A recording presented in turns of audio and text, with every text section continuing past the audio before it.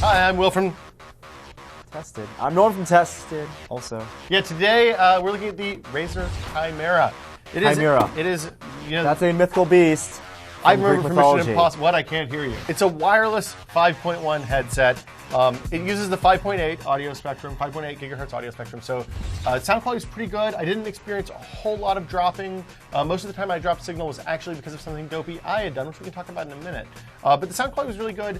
I don't know if I buy into the whole 5.1 headphone thing. Right. So are there actually 5 speakers? It is really unclear. It looks to me like there's one speaker and that they use Dolby Digital headphone technology. I mean, I don't want to touch that.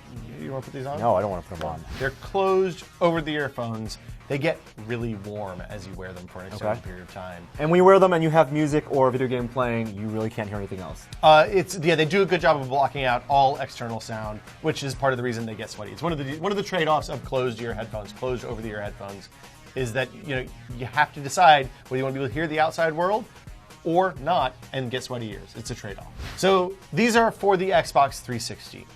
Primarily, it seems like they are designed to sit in your living room. If you are like me, someone who has a wife or child that goes to bed early and you need to sometimes play games in the quiet, you can plug these in actually between your Xbox and your receiver. There's a dual Toslink optical ports. Yep. One in, one out. So in that regard, it works perfectly. You just leave these on, plugged in all the time. You can use the stereo if you want, or when you want to play with the headphones on, you pick them up, and you can actually just turn them on right over here. You hold it down for a couple seconds. So the pass-through is only for optical. There is a 3.5 millimeter pass-through. There is a 3.5 as well, and they have RCA, but the RCA is not pass-through. It's just RCA. So the 3.5 millimeter pass-through is actually for like tournament gaming, I think. They basically give you a 3.5 millimeter cable. You can plug those in direct, and what it does is passes through the sound from the microphone, which is over here, direct from player to player, so there's no lag. You don't have to, if you're at a LAN party or something like that, you don't actually have to use Ventrilo or Skype or whatever you would normally use. So you had no problem putting this on your entertainment center. Did you like that? Can you turn off the green light? You can't turn off the green light, which is a bummer. And when you turn the power off here, it stops passing through. Oh man. So you got to learn to love the green light pretty quickly. That's definitely a bummer, something I'm not particularly impressed about. The headset charges on the receiver here. Yeah, it's rechargeable. Even if you have an enormous head and you need to stretch it all the way out, it still fits on. Now, one of the things I had a problem with, this could just be a production sample, it was hard to get it to connect. Oh, like when I first put it on and tried to charge, I left it on for 3 or 4 hours, and there was no charge when I came back because it wasn't connecting. The nice thing is the red light comes on when it's charging. When it's fully charged, it'll turn green. It uses a couple of nickel metal hydride batteries. I believe they're AAAs, so you can swap them out if you need to. Okay. It's a little bit of a pain in the ass. Basically, you pop off one of these side things, and there's a little battery compartment in here. And there you go. And I guess those are AAAs. Yeah, those look like AAAs to me, all right? So the nice thing is that most of the controls are actually on the headset. You can change sources, you can sync with the device, with the tower, you can mute the whole thing, so you just turn off audio entirely if you want to talk to somebody. You can mute your microphone over here. One thing I thought was really cool, when you slide the microphone down, it turns on. When it's up, it's off. So there's no kind of, But you can still have it on without the microphone down. No, you can't have the microphone on. Oh, yeah, you can have the headset on. Right. You can't have the microphone on without putting the microphone down. These also work with PC.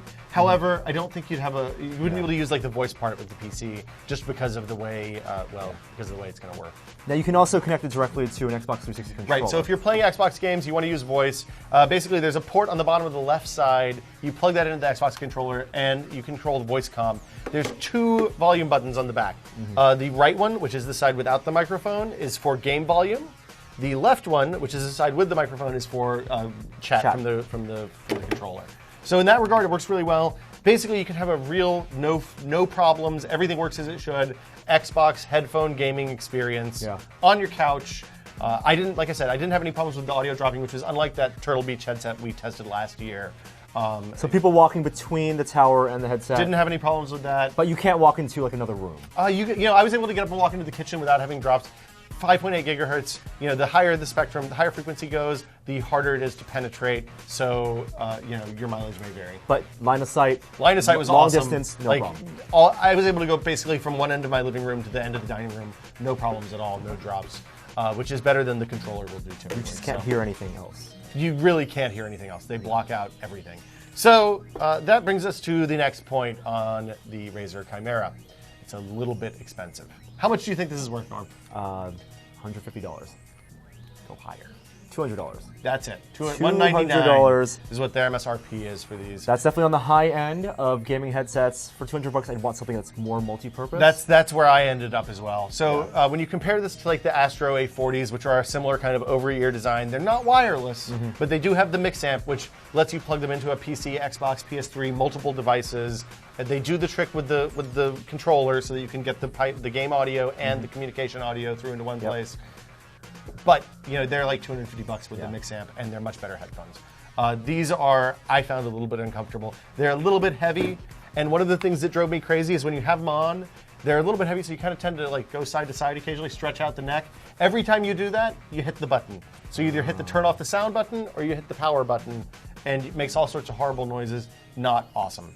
So all in all, I mean, that's a little nitpicky, I know. Yeah. They're optimal for people with living rooms and don't want cords all the way across. Yeah. If you're playing your Xbox on your desk, your work desk, just use a wire. Yeah.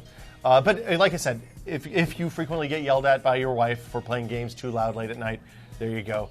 I think I'd rather have a wired headphone. Or if you get frequently yelled at by your wife, period, and you just don't want to listen anymore. That's a good point, yeah. I think I'd rather have a wire than the giant ass green light on all the time, though. All right, the Razer Chimeras, they're on sale now. $200. For Tested, I'm Will. I'm Norm. See you guys next time. Bye.